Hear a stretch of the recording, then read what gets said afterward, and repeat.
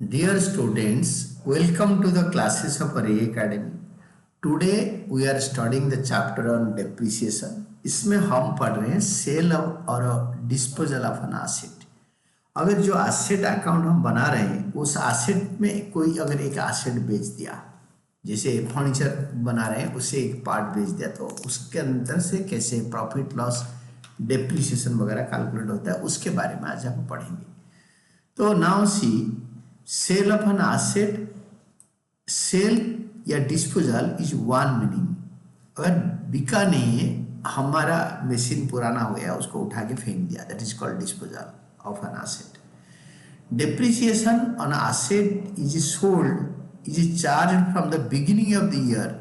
जो depreciation charge होता है वो कब से कब तक होता है? It is charge from the beginning of the year up to the date of sale. is charged from the beginning of the year up to the date of sale, जब तक बिकेगा। जैसे अप्रैल 1 में शुरू हुआ है ईयर और आपके दिसंबर 1 में मशीन बिक रहा है, अप्रैल 1 से दिसंबर 1, 9 मंथ्स। तो sale value and written down value, कितने में बिकेगा उसको, जितने में बिकेगा उसको बोलते हैं sale value.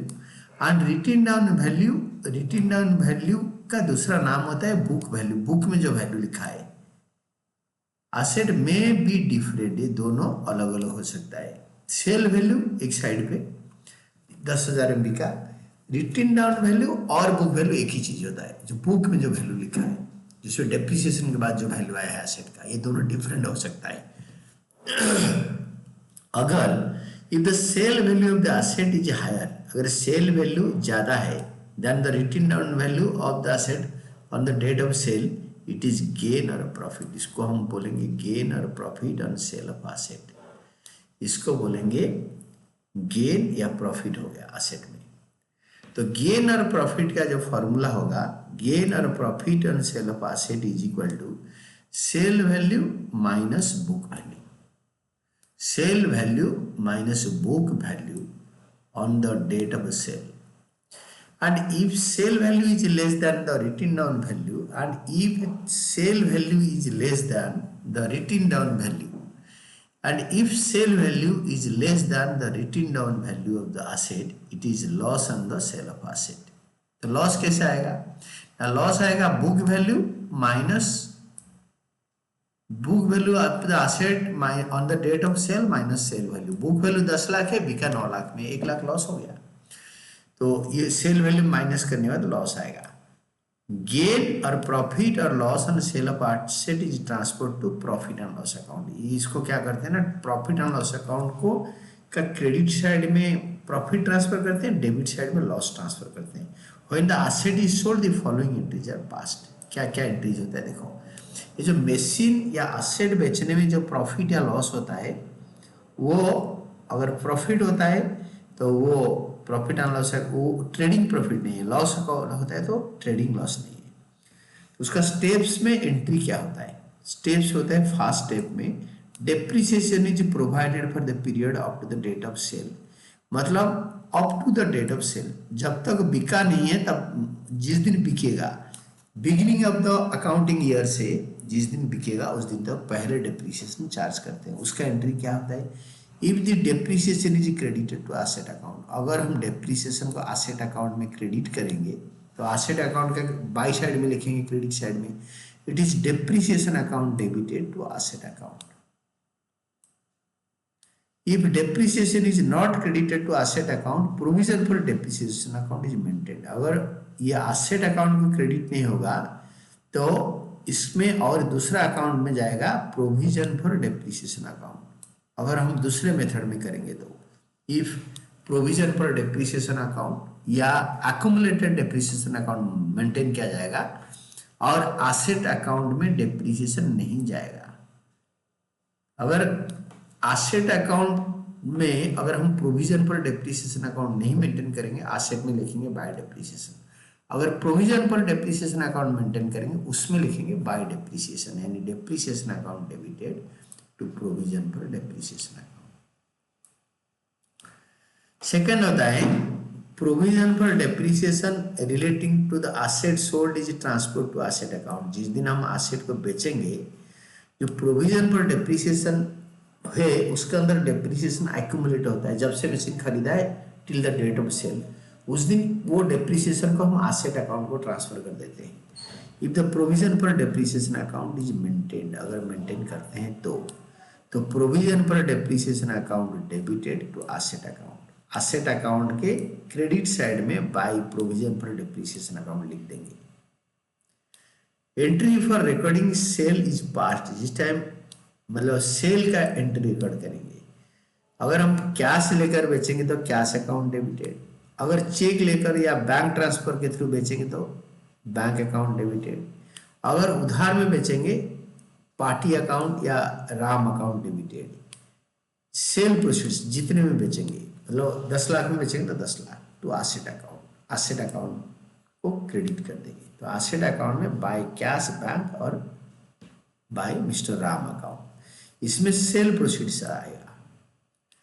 If gain is earn on sale, अगर प्रॉफिट हुआ, यूजुअली इसका जो इंग्लिश होता है दैट इज गेन। प्रॉफिट होता है जैसे गुड्स खरीदा बेचा उसको बोलते हैं प्रॉफिट, और गेन होता है कोई अबनॉर्मल आइटम, कैपिटल आइटम, जैसे कैपिटल एसेट होता है हमारा एक कंपनी का ट्रांसपोर्ट व्हीकल हो गया, ट्रक हो गया, कार हो गया, जो कि कंपनी का ट्रेडिंग, यूजुअल ट्रेडिंग नहीं करता है कंपनी, उसमें वो एसेट को बेच के जो प्रॉफिट कमाता है उसको गेन बोलते हैं। Gain is earn on sale, asset account debited to gain on sale of asset, to furniture account, to जो एसेट का नाम होगा टू मशीनरी अकाउंट, तो वो एसेट का डेबिट साइड में होता है। Sale proceeds minus book value in the date of sale, तो जितना गेन होगा सेल प्रोसीड से बुक वैल्यू माइनस करके on the date of sale जो आएगा प्रॉफिट उसको लिखेंगे। अगर लॉस होगा तो बुक वैल्यू पहले आ जाएगा। If loss is incurred on sale, gain की जगह पर अगर लॉस हो गया it is a capital loss, तो loss on sale of asset account debited to asset account. Asset account में book value on date of sale minus sales proceeds, book value on date of sale minus sale proceeds, इससे sale proceeds को minus करेंगे। तो gain और profit on sale of asset is transfer to credit of gain, और profit on sale of asset is transfer to the credit of profit and loss account, and will while loss on sale of asset is transfer to debit of profit and loss account. तो ये credit side में profit and loss account में profit transfer होता है और loss transfer होता है debit side में प्रॉफिट एंड लॉस अकाउंट का। तो एक इलस्ट्रेशन जो हमारा था कंटिन्यूइंग विद इलस्ट्रेशन 3, जो इलस्ट्रेशन 3 ऊपर था उसी के साथ, suppose the machine is sold on 30th June 2025 for 95,000 में मशीन बिक गया।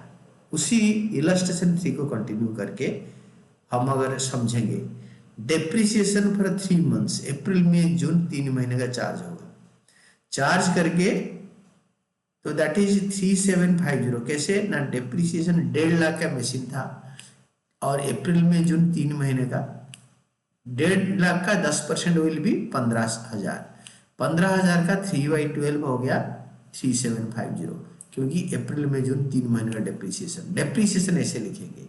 मशीन अकाउंट को कंटिन्यू करेंगे और इसमें 2025 अप्रैल 1 टू बैलेंस ब्रॉट डाउन 1,15,000। मैं आपको इलस्ट्रेशन 3 के साथ समझा देता हूँ। देखो, दिस इज योर इलस्ट्रेशन 3 वाला मैं आपको बताता हूँ।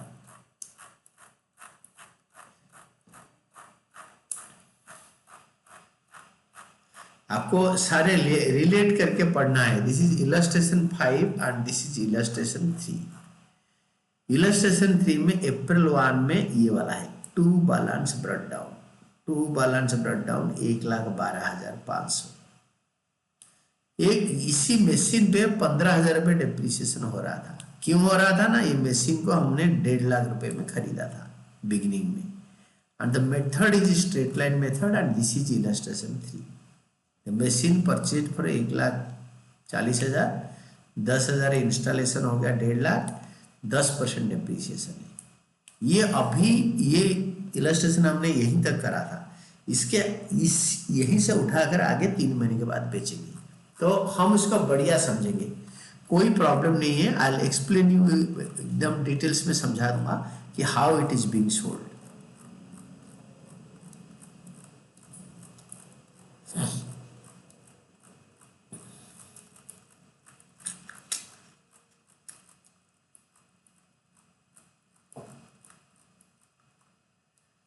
मशीनरी अकाउंट में टू बैलेंस ब्रॉट डाउन 1,12,500 और जून 30 तक bye depreciation account 3750 3 months depreciation, 3 महीने का डेप्रिसिएशन हमने चार्ज कर दिया। करने के बाद बाय बैंक अकाउंट बेचेंगे इसको, it will be credited to machinery account for 95,000। ये 95,000 बिक गया sale proceeds of the machinery. तो मशीनरी को 95,000 में बेच डाला। तो by bank account sale proceeds June 30 को 95,000। This is done. इसके बाद क्या करेंगे ना, it will be credited to machinery account, क्योंकि जो जैसे बेचा मशीनरी अकाउंट को क्रेडिट किया जाएगा। दिस इज क्रेडिट किया जाएगा, ये सारे क्रेडिट हो रहा है। और इस तरफ कुछ भी लिखेंगे this will be debited to machinery account, loss होगा। तो ये बैलेंस अब 13,750 रिमेन्स, मतलब 1,12,000 से 3,750 डेप्रिसिएशन चला गया और 95,000 माइनस कर दो, बिक गया 95,000 में। तो जो बैलेंस बचेगा 13,750 remains, this is loss and is transfer to profit and loss account and the machinery account for the year will be as follows. तो ये मशीन इतना था, इसको क्लोज कर देंगे।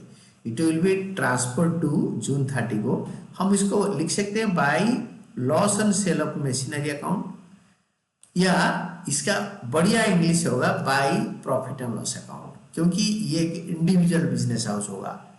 Mister Ram is doing business and his मतलब he sold the machine, तो by profit and loss account. Mister Ram profit and loss account बनाते हैं, Ram and Hari both are doing business, तो by profit and loss account, क्योंकि ये partnership है। और company form होगा राम, मिस्टर राम लिमिटेड, इस टाइप का कंपनी का नाम है। तो by statement of profit and loss, तो statement of profit and loss account नहीं होगा। तो ये 13,750 statement of profit and loss में दिखाया जाएगा। तो फिर नोट पढ़ो, loss and sale of machinery, book value on the date of sale minus sale proceeds, इससे इसको माइनस करके आएगा 95,000, 13,750, जो कि इसको हमने यहाँ पे दिखाया।